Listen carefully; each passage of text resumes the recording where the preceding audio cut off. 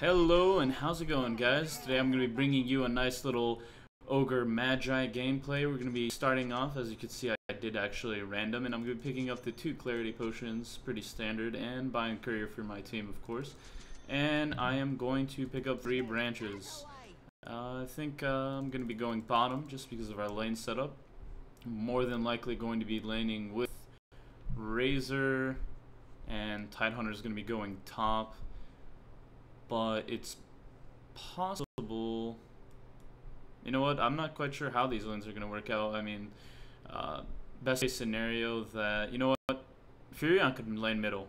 That'd probably be the best idea.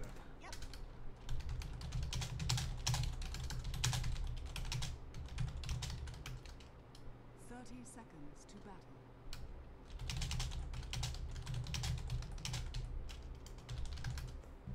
Hopefully they'll buy that, but in pub situations, you don't know if your team is actually going to listen to you or not. Hopefully they do. Doesn't look like they are, though. Hopefully Tidehunter purchased wards. No. Okay. Well, anyways, for my item build, I'm going to be going, not item build, skill build. I'm going to go definitely Fire Blast first. You should always get the stun first. And level that to max while leveling up Ignite. Some people actually like to level up the Ignite first just because of the slow increase. But, you know, it's a very small amount of movement slow, so I personally don't like it. I mean, I'd prefer the straight damage bonus. But, you know, it really depends on the situation, much like any skill build that you get in Dota. But here we're gonna be laning against Leshrek, and it should be an okay lane for us to do. I mean, Tidehunter should hopefully be able to get some farm. I'm gonna be trying to last hit every now and again, but you know, I'm not gonna be primarily focusing on that. It looks like that Rubik, obviously not Furion, have picked up wards, so you know what? I'm gonna go ahead and purchase that. But as far as this lane goes, we know that Bear is in the jungle, so we are going to be pretty okay for the first couple of minutes. Typically, they do not gank early on, and that should definitely be a huge help to us. And as soon as the courier gets here, I'm going to go ahead and drop a branch on the floor and set up wards for our mid lane. And I'm also going to try to block the spawn here. Blocking the spawn really helps keep the lane pushed in our favor. As you may already know, once this starts pulling, it's going to really screw with our lane, and it's going to keep it next to the tower, which is what Leshrek really wants to see happen. Because once he gets up into this area, it's really questionable whether or not he's going to get ganked. And if you can, you always want to try to pull. Always pull double stacks, by the way. Single pulling is not the best situation that you want to happen, simply because yes, it temporarily pulls the lane back and it forces these creeps to go next to the tower, but what ends up happening is you build up, you know, a creep wave and a half, which will inevitably push the lane towards our tier 1 tower, which is definitely not something we want to happen. We want the complete opposite to happen. So right now we're gonna see if we could get a little bit more aggressive here. I'm going to be trying to go on Leshrek, you know, try to tell him, you know, get him in the mindset that he needs to be sitting back. You know, I think, you know what, we might actually get a kill here. Yeah. So, I kind of screwed up a little bit there. I misclicked, and I could have auto-attacked a little bit earlier there. But, you know, overall, he didn't die, and that's always a good thing. So, we scored 2 things in this situation.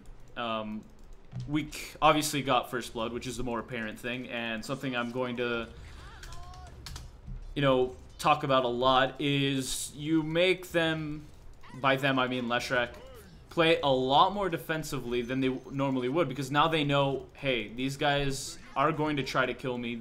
They are capable of killing me, so I'm going to do my best and sit back in the lane and try to play defensively and, you know, CS here and there.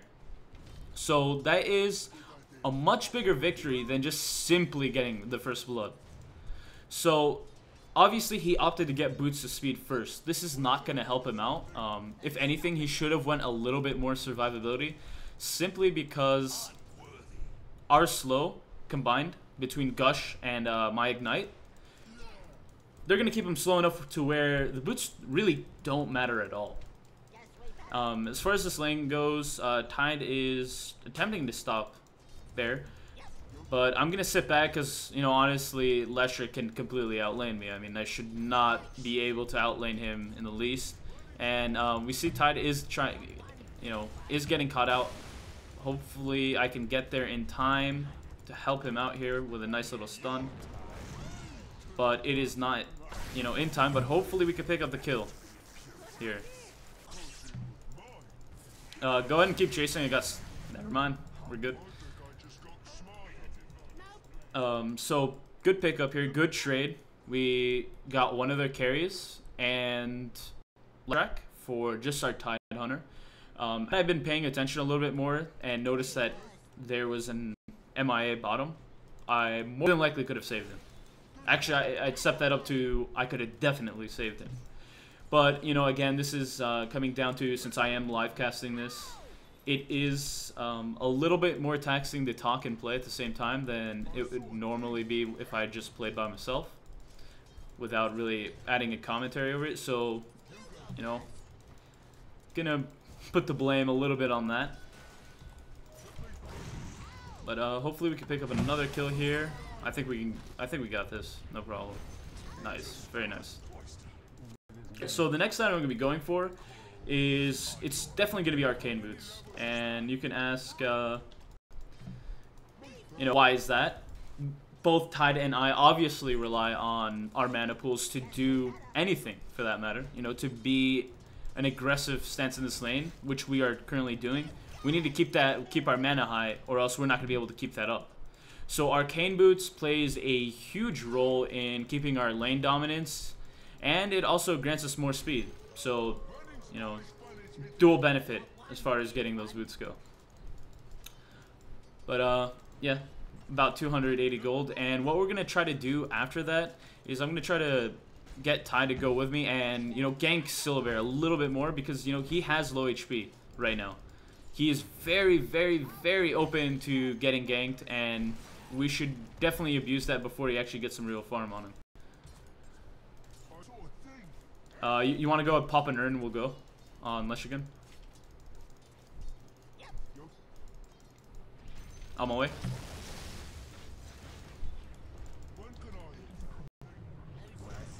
Alright, nice.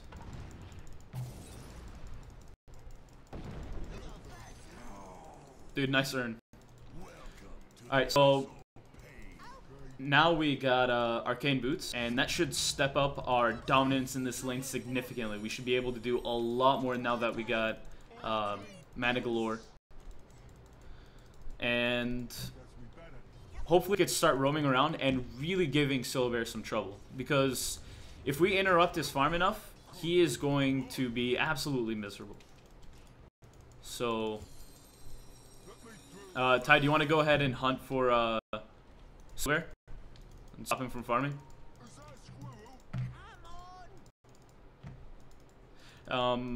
I should be okay as far as the mana goes. Hopefully I'll regen and be able in that 240 range before we find him. But as a general rule of thumb, you want to try to, you know, have enough mana before you go off. And try to go for somebody. But now we're in a really good spot. I'm going to go ahead and B for mana. To where we could start to really roam. And really get that map control that we want to see. As far as right now goes, I'm going to head back. And definitely going to be buying wards again. To help Razor with the rune control. I'm assuming he went bottled. Yes, he did. So that helps significantly. Remember, whenever you support, always put your team ahead of yourself. It is, you know, not a good idea to, you know, buy an item, especially as a support hero. I mean, nothing you really buy is that significant, you know, with exceptions like Mechanism. which are significant contributors to your team. But he has orb down, so we can kill him, no problem.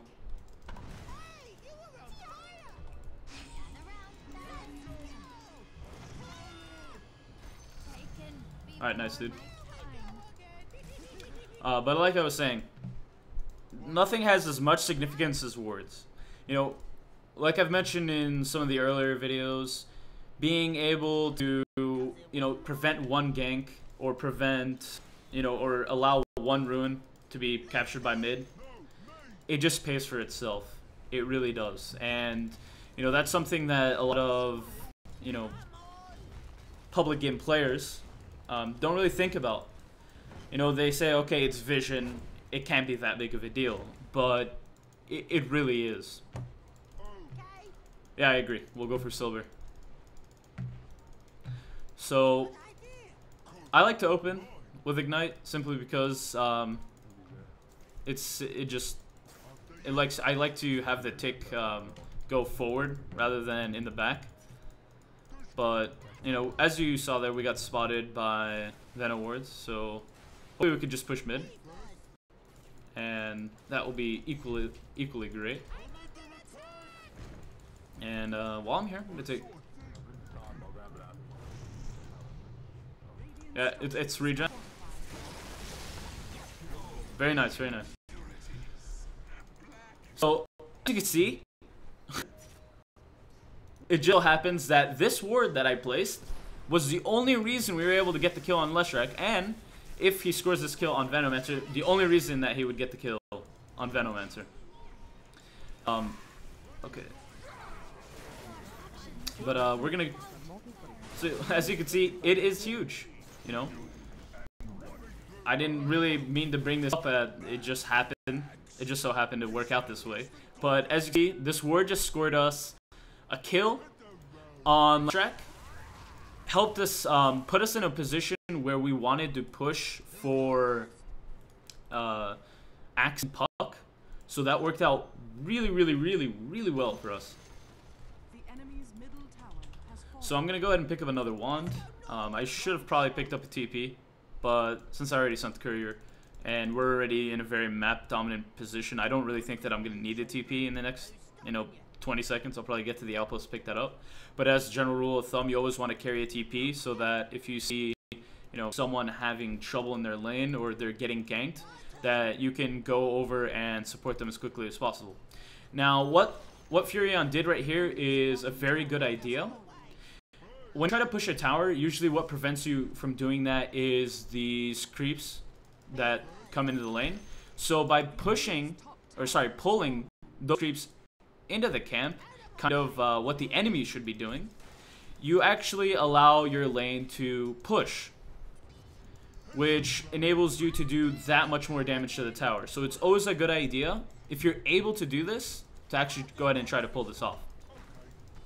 So that enabled us to quickly pull up a quick push on the tier 1, and now we're going for the tier 2. So a second benefit to that is that we get a bigger creep wave as a result. We have much more pushing power than we would if we normally kill the creeps, unless it was towards the end of the game where you can quite literally kill them in less than, you know, a couple of seconds. So always when possible, try to go for this type of pushing, because it significantly helps your pushing power. It makes a big difference. Get him, Nern.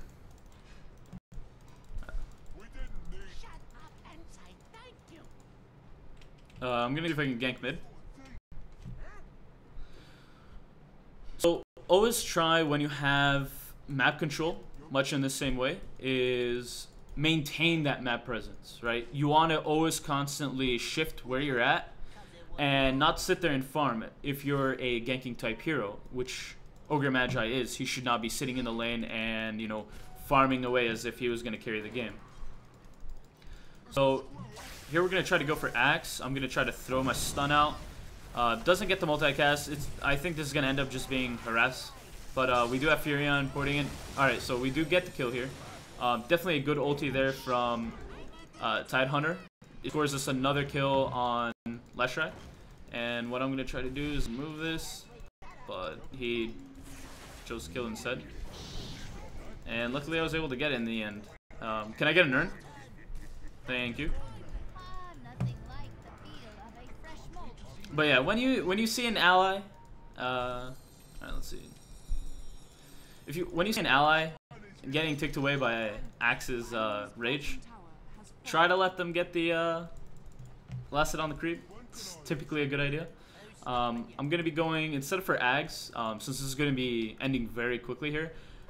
Since no one on my team is going for it, I'm gonna go for Mech.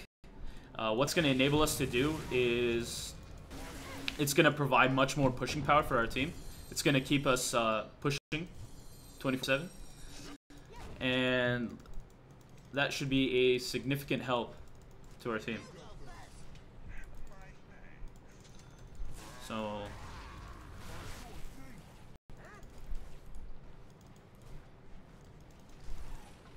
that's good. Furion farming very well. I'm assuming that he's going to be picking up a Guinsu with that Mystic Staff that he bought. So we are definitely going to have a crap ton of CC, because between our team and Rubik's Spell Steal, we have quite a bit of stuns. So definitely good to make that difference as big as possible. Their team is very, very squishy, in my opinion. Aside from him using his ulti, every single one of those heroes could be quite literally killed or put into very critical position in the... Can you re-scurry it, please? Just in the duration of the Tide ulti. So that is definitely good for us.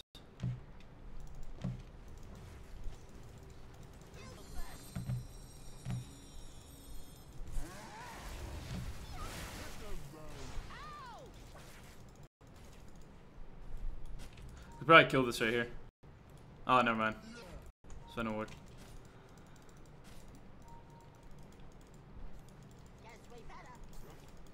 Alright, man. You're ballsy. Typically, this is usually a bad idea to try to gank. Most people look at their minimap. If not, people's teammates will ping and they will be aware. So this is really good positioning on Venomancer's part. Always good to, you know, try to put it in defensive positions, especially when you're in a situation where we're 60 minutes into the game and this tower, the tier 2s have already been pushed, bottom has already been destroyed, and we're pushing tier 2s right now. So we're in a very, very dominant position right now to take away the team. So before you get into mech, don't forget that your buckler actually has an on use, and it's definitely useful. So here's tower is attacking me. If you press the attack button on an ally creep, it pushes the tower's attack on something else. This is something a lot of people don't know. Typically what people do is they run away from the tower and outrange it so it shifts the target. But no, you can actually attack an allied creep, not hero, and it will stop them from... it will stop the tower from attacking. So always bear that in mind. Thank you. Come here for mana. Come here for mana. The enemy's top tower has fallen. Alright, so I just have enough money to pick up my mech. Hopefully whoever bought the Golden Orb is going to be too pissed at me for buying. But now this is going to help us because, as you can see, we fluctuate in HP. We're not very tanky yet. This is very early in the game. Push with your chance. So this is going to help us out significantly because our HP values are very fluctuating at this point in the game. Tower damage is quite significant this early. And what I'm going to try to do is eliminate that. That could really be one of the most frustrating abilities in the game, to be honest. It's really annoying.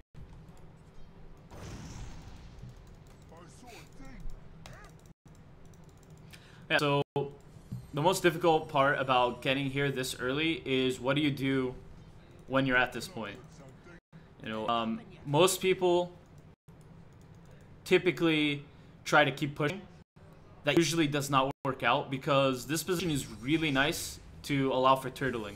You have the uphill as well as the downhill vision. So when they're uphill, they'll be able to see us and we won't be able to see them. So they will have the advantage in initiation, defending, and basically every advantage possible in Dota.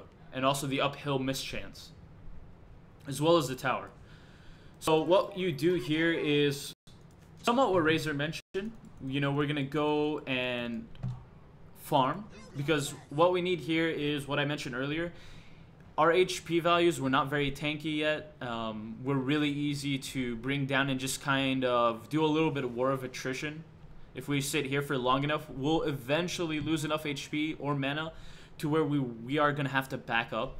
So we're gonna have to compensate that by getting enough farm to where we can actually sit there and eventually come out on top as far as the war of attrition goes.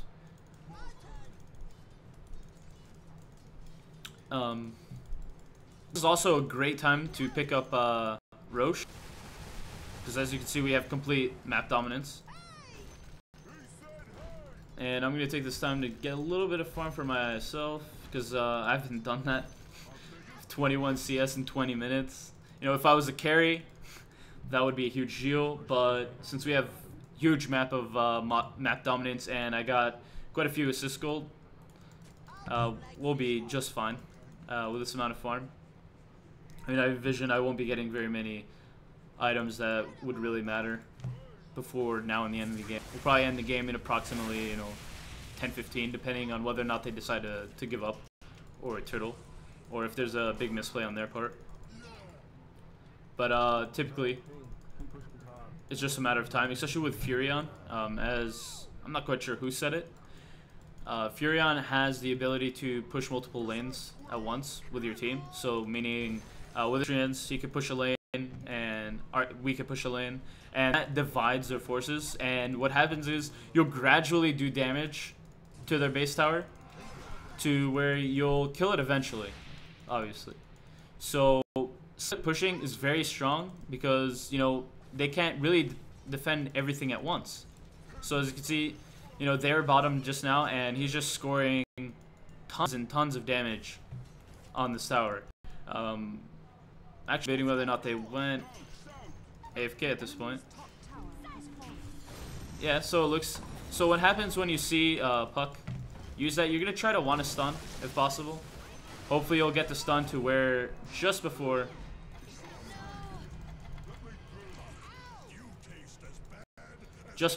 he blinks, and that should prevent him from orbing. But you need some coordination with that. Obviously 1.5 seconds is not long enough. What you can do is you try to bait out the distance where the orb will travel lasts longer than 1.5 seconds, so that he ends up teleporting not at all. But most players will see through that and they will teleport early. So as you can see, it worked out well. Top, we were able to push 2 lanes at once. I mean, even if they wanted to defend, they wouldn't have been able to completely stop us from doing damage to the tower. But, you know, rightfully so, they decided it was GG, and Venomaster took a trip to the Dire Jungle. It is pretty nice this type of year. This time of year. I'm not sure if I said type. But, yeah, this was a nice little gameplay of Ogre Magi. I hope you guys enjoyed it, and you know, hopefully I'll be uploading a lot more frequently to the channel, and you should be expecting more than one update a week. Hopefully, fingers crossed, now that I'm out of school. But yeah, hopefully you guys enjoyed this and you thought it was semi-entertaining, maybe educational, hopefully educational. But thanks for tuning in, and I'll see you guys in the next video.